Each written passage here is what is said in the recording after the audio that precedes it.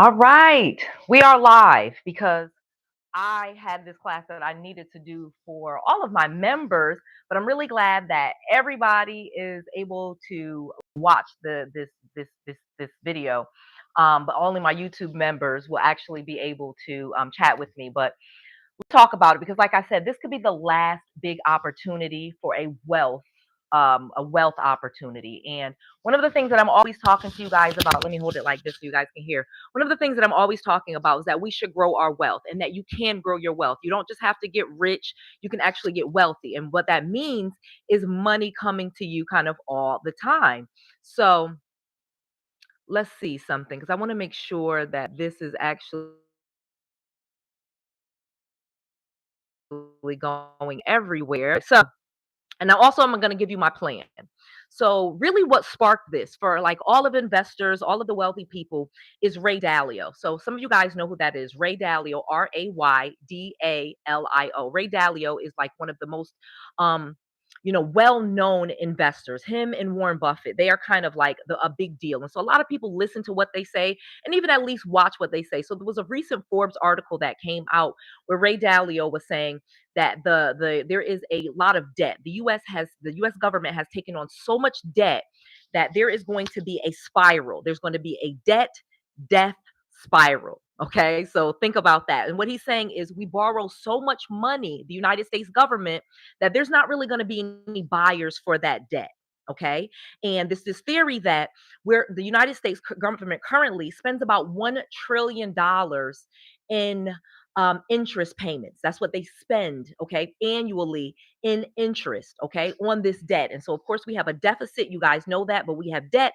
And in that, we have debt. We have to pay interest on that debt. And that interest amounts to about a $1 trillion annually. So it's a lot. But at the same time, you have the Federal Reserve that prints money. So, but as an investor, because I don't even want to get into all of that. Like I said, Noelle Randall actually has 2 master's degrees. I could really nerd out on this stuff, but I'll be honest with you. I do not, I want you to know that no one can predict the future. Now, there are some indicators that we're going to talk about for a recession, but more importantly, not necessarily a recession, because a recession is defined as 2 quarters, 2 consecutive quarters where gross domestic product decreases. Okay. And so that's the economics definition of what a recession is. But we have a plan because even in recessions, what do we know? Most millionaires are created during a recession. So I knowing this and knowing some of the things that's going to happen, we're going to just talk about some plans, like what some of the things you should be doing, what I'm doing, and I'm really just going to open it up and share my plan with you, okay? Let's go ahead and get these likes up because like I said, I get a lot of great information from millionaires and billionaires. I myself am a multimillionaire, but I get to just listen. And that's kind of like the thing about me. I'm very unassuming. So people don't think that I invest. They don't think that I do anything. So I'm really able to just soak things up and I come here and I share it with you. So let's talk about it. So there is this cycle. Okay, let's just go back. We're not going to go all the way back to the 1930s and the depression or any of that those things, but let's just even go back to the 2000s. There was a dot-com crash. You guys remember the dot-com crash? That's basically where all of these tech companies, these internet companies were listed on the NASDAQ, and the NASDAQ, a lot of those companies failed. So the NASDAQ fell by half, 50%. It lost like 50% of its market share over this time in the 2000s. And it was just this crash where all of these different websites just were not producing the income or the fanfare and all the money that they thought that it would. And so when that happened, there was a crash. And so the NASDAQ lost 50% of its entire value during the 2000s. And so people were very scared about that. But then you fast forward to 2008 and we had a real estate crash. Well, what was that? At the peak of the real estate crash, real estate values were down by nearly 40%. Okay. Homes had lost nearly 40% of their value on average in different portfolios. So again, think about that 40%. So $1 million now 40%, that's 600,000. So that's how much value was lost. Just kind of looking at those numbers. And it really kind of didn't start to rebound until like 2012. So the mark, it started in 2008, it started to fix in 2012. And so and at the height of it, in some areas, you guys know that you heard of these hot spots like Las Vegas and Detroit. In some places, they lost 90% of their value. okay, of the real estate market share. And there was so many millionaires created through this in this time. Let me be honest, so many millionaires where they were able to pick up properties for pennies on the dollar. We'll get into some of that a little bit later, but just think about this, okay? Let's get these likes up. I have over 100 of you in here. Come on, go ahead and like this video. I'm going to really dive into it. I'm only going to spend like 15, 20 minutes. I'm not going to be up here a long time. So go ahead, come on. I want to, if all of you like this, I should have over 100 likes. So go ahead and like this video right now. And then my members, I'm going to get into this. So I can take your members' questions. I see you, Sandra. I see you, Dwayne. Love my members. You can go ahead and join YouTube memberships as well, and I can see your comments and things like that here. But go ahead, just like this video real quick. All you have to do is swipe up to like it. Thank you guys. Thank you so much. Okay. All right, let me keep going. So like I said, 2000s, the NASDAQ crashes, okay? That was a dot-com boom. I mean, bust. You heard of that. All of the dot-coms started to bust. That was 2000s. Then in 2008, you had the real estate crash. Then in 2020, during COVID, there was a crazy scenario, you guys know, where a lot of people lost their job, a lot of market shares, the stock market crashed. It rebound, later in 2021, but it was like this really big opportunity for a lot of people to get wealthy, okay? And we kind of had those same things going right now. So let me kind of get into this and tell you my plan so that you can copy these things, okay? And I'm going to give this to you in the best way that I can, in just an easy way. So if we're talking about, well, what could the opportunity be? Again, no one knows. Even though Ray Dalio and Warren Buffett, they kind of give their opinions about little things. And Ray Dalio, to quote the article, and you can look it up on Forbes. I wish I could share my screen.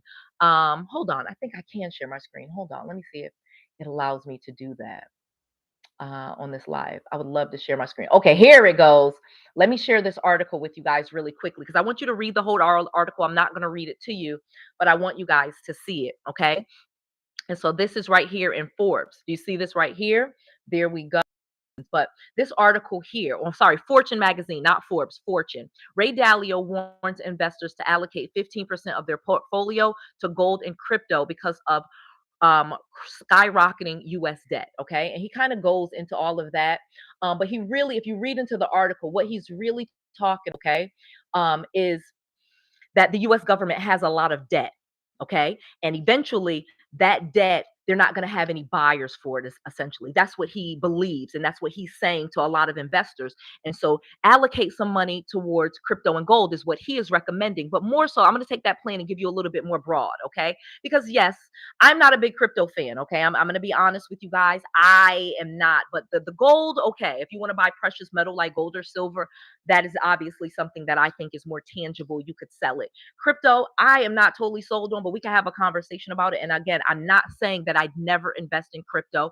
I'm just saying at this point in time, I am not putting a significant amount of money in crypto, nor do I recommend that. And again, this is Noelle Randall's opinion. I am a multimillionaire real estate entrepreneur. That's just not necessarily, I'm not a big crypto person, but that's Ray Dalio saying crypto. So again, I have an open mind too. All right, come on, let's get these likes up. I need at least 100 likes. Come on, I need at least 30 of y'all just to like this video. I have almost 200 of you guys in here, and I don't even have 100 likes. Go on, come on, like this video real quick. Okay, so like he says, 15% to crypto or to gold. That's Ray Dalio. But let me give you my plan. Okay, so I plan on doing one thing very big, and that's investing in opportunities. So like I said, during the dot-com bust, it created opportunities to start picking up those stocks for pennies on the dollars. Now, some of it, of course, you lost because the company went all the way down and went out of business. But in some of the cases, it actually, you made a lot of money because you were able to get stocks and shares of these great companies that really started to, they got sold to bigger companies. There was like this pet store company, for example, and they ended up getting sold to, like, they're like Chewy now or something like that. So think like that there's these opportunities of companies where their stocks are really, really undervalued because there's this overselling going. And so you can start to pick up stocks for pennies on the dollar. So same thing like with real estate in the 2008s. Now, fast forward, of course, multi-millionaires were made during that period. People were getting foreclosed on. People like me lost everything in 2008. And there were people that benefited like crazy. I remember the house that I lived in, I paid $365,000 for. And after the foreclosure, somebody got that house for $260,000. And that house today is worth nearly $1 million. Of course, I looked it up. So think about that. Think about that. I'm telling you a house I got foreclosed on, and I just gave you the numbers. I said I bought it for 365, got foreclosed, and someone else then got it for pennies on the dollars. They got it for 268 because I had a first and a second, so they only had to pay off the first, and that's how they got the house without ever paying off the second. Because who was in second lien position on my house, they just wrote the debt off. So the person got my house for 260,000, and today, like I said, it's worth nearly $1 million. All right. And this is outside of Atlanta, Georgia. So think about that. Those are the opportunities that are created in these down times. And that's why I'm saying this could be the opportunity, the biggest opportunity to become wealthy if you do these things. All right. So let's talk about that. I said I'm going to invest in opportunities, but let me break it down for you. It really breaks down to this: emotionally and financially being prepared. Okay. Being prepared financially and being prepared emotionally. And the big crash of 2008, where I'm saying I lost everything, I was neither. I was neither prepared emotionally or financially. So let's get into that for just a second. Again, go ahead. Okay, I got to the likes. All right, keep liking. If you're in here, like this video, please. That helps me so much. That's all I need you to do. If you're really liking this content, become a member of the channel so you can be in my members only. And then I'm going to answer some questions from my members. I see Nicholas Henry has talked about starting with no capital. I'm going to answer that question for you, Nicholas. Thank you so much. Let me get through this because I'm going to give you some ideas that's actually going to help you, Nicholas. Being prepared financially and emotionally. Let's start with financially first, okay? Because that's the easier thing to do. So one of the first things that you kind of need to do, everybody's going to say, pay down debt. Everyone says pay down debt, pay down debt. And they're kind of right because you want to start to reduce your expenses. But more as a multimillionaire, somebody that has literally come from living in a basement to a multimillionaire living in a mansion, I'm going to tell you, increase your income. You have something that you do, that you can do, that maybe you're lazy about or you don't really take it seriously, that can make you another stream of income. All of us have it. We've all been born with some gift. And you're probably not using it. My gift was talking to people. Even though I'm such an introvert, really, when I would go into people's homes and tell them about foreclosure, I could get them to sign and I could wholesale their homes. I was not using my gift. Some of y'all can do hair, some can cut grass, some can garden, some can coach, some can teach, some are good at math, good at English. There's something that you can do to create a multiple streams of income for yourself if you just took it seriously. So again, the crowd, the Dave Ramseys and everybody who tells you to live a small life, they're going to tell you pay down debt. And I'm not disagreeing with that, but I'm saying more importantly, or better thing to do is increase your income. You have some gift, some way that you could make more money that you're not doing it. I know it. I've coached way too many people, people from working in a cafeteria to a lawyer. You have a side hustle or a type of thing that you could do to increase your income. But more so, it basically breaks down to increase income, which is what I'm saying. So you have more money, more savings. Okay. More savings. So you have some money to do some of these things with. And then the second thing I would say is decrease your expenses. So there's a lot of stuff you probably could cut out. And this is the time to start getting prepared and thinking about that. And you will open up the door to business funding, which is what I'm going to talk about in a second, how to get some more funding without having to save more money. Now, yes, you want to save money, but I'm not saying you're going to save your way to rich or save your way into opportunities. You can actually fix your personal credit and use business credit to get hundreds of thousands of dollars in business funding in a matter of weeks. Okay. And this is not a sales pitch. I don't have any company that I'm going to tell you to go to. I'm just saying these are the things that you want to do to prepare yourself financially. Okay. Because we know that this debt thing, Ray Dalio is correct in that regard, that the amount of debt that the US government takes on does have an end in sight where there is some consequence of some crash that happens. And many people don't suspect that it's going to be a real estate crash. I don't suspect that it's going to be a real estate crash per se, but I do suspect that there will be more foreclosures. Okay. And during 2008, we saw foreclosures and houses as the thing that led to foreclosures. And then we were easily able to open up our eyes and see, no, that was the thing that made a lot of people rich. So, yeah, some people lost their homes. And then other people benefited and made millions picking up properties for pennies on the dollars. And now I'm able to do that without even it being a recession. You don't need to be in a recession where values have tanked 40 and 90% in order to make a lot of money on real estate. Okay. But let's go through this because here's what I'm going to tell you to do. So, like I said, financially and emotionally. Let me break down financially a little bit more. So financially is also going to be broken down a little bit into three categories. So you'll have the way that you're investing. Like I said, I'm going to be investing in opportunities, but more importantly, you want to have all three. You want to have passive investments, you want to have active investments, and then you want to have opportunity investments. So let's go to passive investments because you guys have to be doing this stuff. Okay. There's a saying out there. It's called ABB. Always be buying. So there's certain stocks and shares and mutual funds that you should just set on autopilot, even if it's just $10 where you're putting it into an EFT or you're putting it into your IRA. So it's buying stocks. Okay, it's buying shares, it's investing in the stock market, whether it be through the 401k or whether you have a brokerage account and you have it on auto pay to buy your stock. So I have a Charles Schwab account, and every single month it's buying a certain amount, different ETFs that I have put in. Okay, ETF standing for exchange traded funds, exchange traded funds. Okay, so it's like stocks, but it's almost like a buffet. They've picked a couple of companies and they've put it together. It's similar to a mutual fund where they've picked out a group of stocks and put it into one fund, and you can just buy it that way. Okay, and I strongly suggest you get on that type of savings plan because that's, or should I say, that type of investing plan. I call it a savings plan because then if I want to, I borrow against my portfolio. Okay, and so I like to be able to grab my money without having to liquidate it. Okay, so when you put it in a savings account and you have an emergency fund, well, then you took the money out of the savings account. Now you have to build it up back up. But if you could just borrow against it, that money still stays there and it's still earning interest, even though you're paying interest on the money that you borrowed against it, but you borrowed from yourself. So you've heard these terms before: velocity banking, becoming your own bank.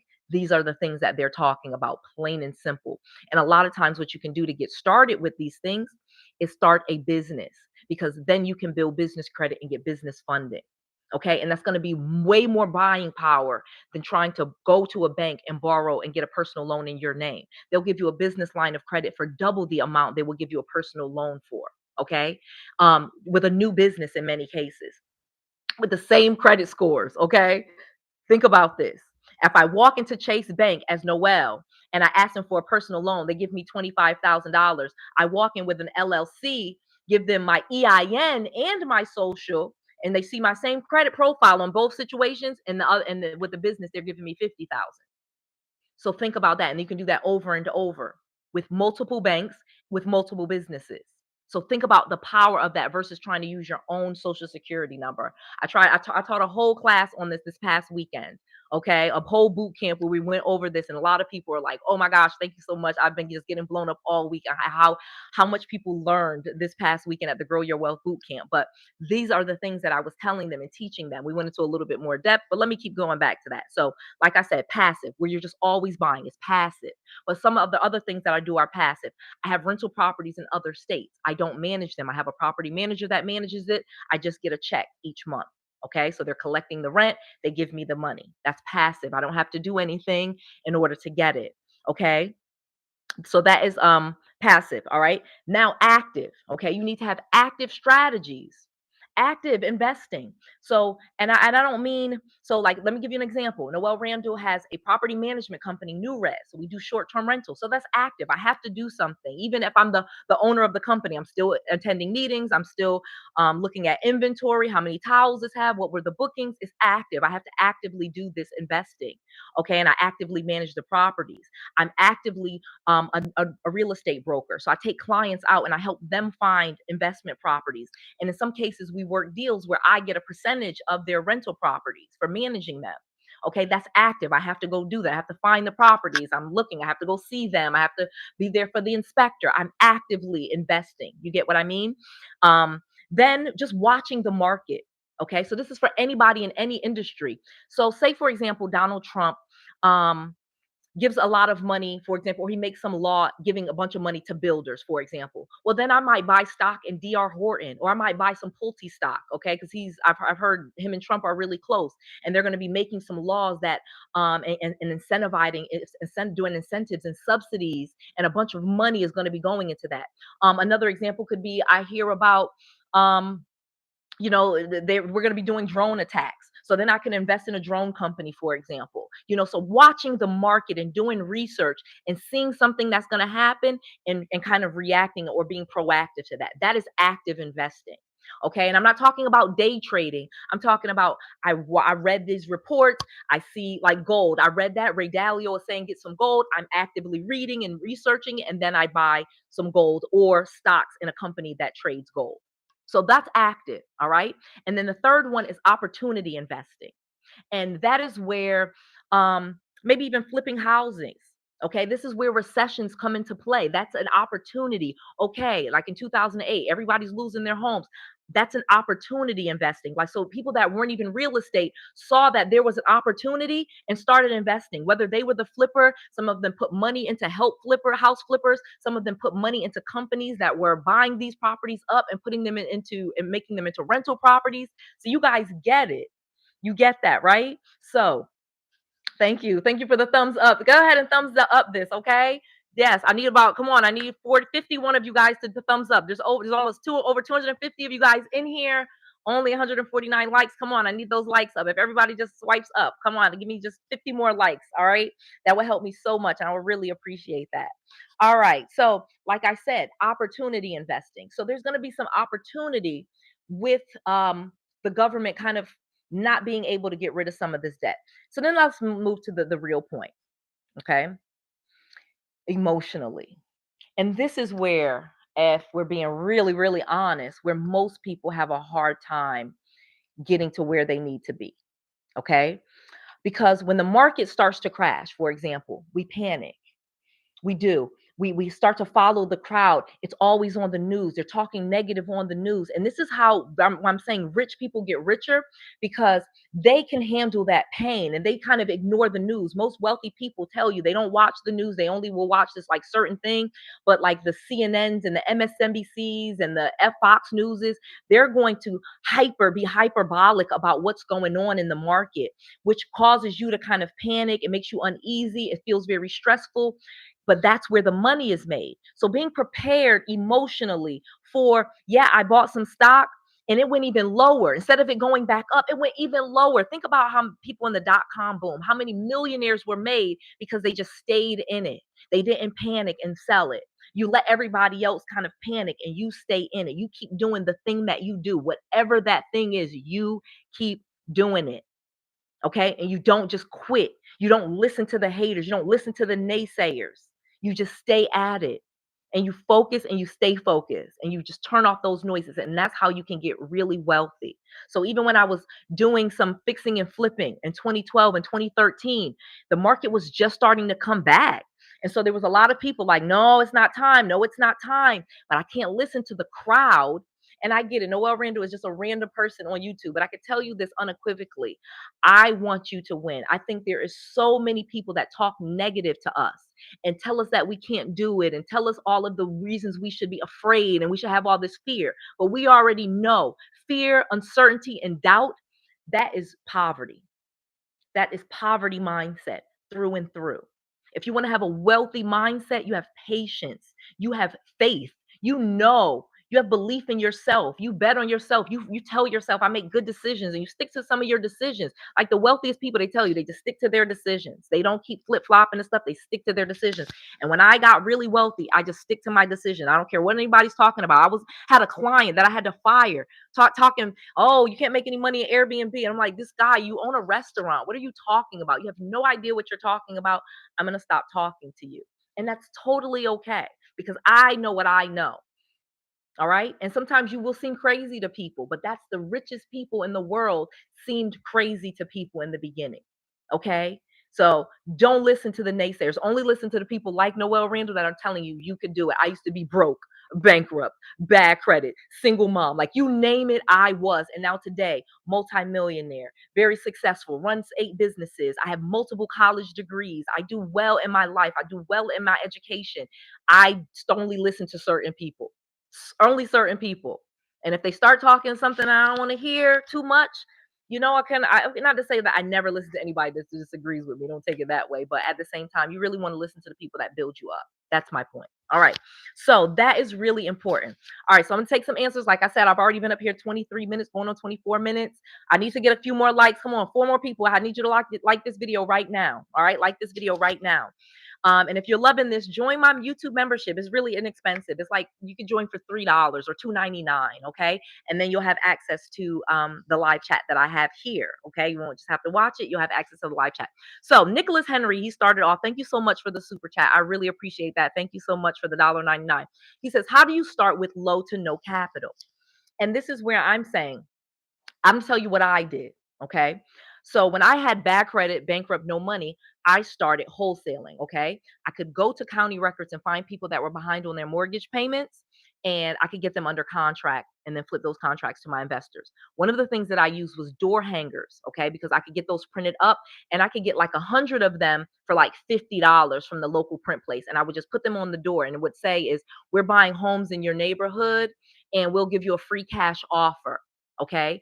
And this is what someone had taught me to do. And it was like, oh, if people are interested in getting a cash offer on their home, those are leads for, for fix and flips, for wholesaling, all of that. They might be in distress. And again, this was 2009. So it was at the height of foreclosure. So people were trying to avoid foreclosure. And that really worked for me. And I didn't spend a lot of money. Those same tactics work for any business that you have. Okay. People believe door hangers and cards on my door every single day. And I live in a double gated neighborhood, and they still are able, landscapers, house cleaners, pool cleaners, the things that I would want in my neighborhood. So if you go to an older neighborhood and you left your card for whatever you do, not just, I wanted to buy their homes, but obviously cut their grass, mow their, trim their trees, clean their yards, rake their leaves, whatever. But again, any business, you can do these really low cost things and start getting in business. Okay. Additionally, you can run really low cost ads to your business. But one of the things that you want to do is not run an ad like just to a normal website. You want to run an ad and offer them something to get their email address so that you can follow up with them. All right. So if, for example, I had a landscaping business, I wanted to cut your grass, I would say, call for the free estimate, or we're giving away free lawn services. Just call this number. Now that way I got their phone number, or I would have them fill out a quick form, something to grab their information so I can continuously market to them for whatever my business is. But I'm going to tell you, Nicholas, the big thing is business credit. Simply going and getting your business registered with the Secretary of State and getting an EIN number, getting an easy website, and then walking into a bank and opening up a business checking account is going to unlock funding for you. And it's something you can do over and over and over again, especially if you have good personal credit. So many people will have no money, but they have great personal credit. Well, put that to work. Same like rich people, they put their money to work. Put your credit to work. If you have money, put it to work. If you have money just sitting somewhere, why not invest it so it can grow? I'm not saying you have to invest in Noel's business or Noel's coaching. You could be buying stocks instead of just letting it sit in a checking account. I remember I just had a guy a couple of weeks ago, this young guy in the NFL had over $300,000 just sitting in a checking account. No interest whatsoever was he getting. I was like, at least let's put this in a Charles Schwab money market account. Let's at least do that. And then we really started investing. We took $100,000 out of it, and we're getting 8 properties. We already got 2 of them. So there's a lot that you could be doing with your credit or your money. If you have bad credit and no money, you're going to have to get to work. That's what I did. And I just got to work with low cost marketing items. All right. And I have a whole playlist on how to market your business. Go to my YouTube channel, Henry, and watch all of those videos. I really appreciate that. That was a really amazing question. Thank you so much, Dwayne, for so much, for all your positive feedback. I really, really appreciate that. All right, guys, we've been up here 28 minutes. Like I said, if you want, please join the YouTube membership. I really appreciate that. That helps me so much. Make sure you like this video. And if you're looking for some ideas, okay, for businesses that I run, okay, I have these books, 4 books you can get absolutely free. And this one here, Millionaire Business Secrets, I can tell you has all of the ways that I was able to start using business funding to grow my business exponentially. I could not even believe how much money was out there for businesses. You can get these 4 books absolutely free. Just go to noellsbookoffer.com. That's Noel, Noelle with an S, book, BOOK, offer, OFFER.com, noellsbookoffer.com. Another amazing book that people absolutely love is this B&B Millionaire Secrets one, because you don't actually have to own real estate to do things like co-hosting, to set up cleaners for people that own Airbnb businesses. there's a lot of older people that really want to do the short-term rentals. They're just not tech savvy enough and they don't want to deal with learning a new system like Airbnb. But you can do this. I actually have Margaret, she is on my team. She does this full time while working for me. So it's like something she can do and manage properties in Florida from a different state. So you don't even have to be in the state that these properties are in. And this book talks about all of that. It teaches all of that. It has even a sample contract in here, some sample scripts. Of course, Real Estate Millionaire Secrets. It was my claim to fame. Taught me how to do wholesaling. I learned it. It's in this book. Then going to fixing and flipping, how to do the fix and flips the right way. Then how to have rental properties that you own that you didn't have to get mortgages for. Like that was like mind blowing to me. Like I did not have to go to the bank every time I wanted to get a new property. I literally could just take over someone else's mortgage. I got really rich like that. I still do that to this day. And even HOAs, when they're behind on their HOAs, that's another thing. And again, that's in this book. And then the car rental business, Turo Millionaire Secrets. There's a lot of people that have dropped out of the business just because they could not handle it. So many people want to have a Turo business with one car. And that's not it. And I can talk to you, I tell you in this book how to use business credit to get a fleet of cars, okay? So that you can have a true business because you can make a lot of money with a Turo business. I did it, but you can't have one car. You got to have 5, 6, 8, 10 cars. So you truly have a fleet of cars that are always making money. But that's like having one rental property and you're like, I'm this big real estate investor. If you have just like one condo, are you? But if you have 8, 10, 12, 15, now you're really doing something. So I just want to make sure I'm giving you guys all, again, one more time, noellsbookoffer.com. I just want to make sure that I'm giving you all of the resources, all of the knowledge, all of the tools that you need to be successful. This is Noelle Randall. To your success.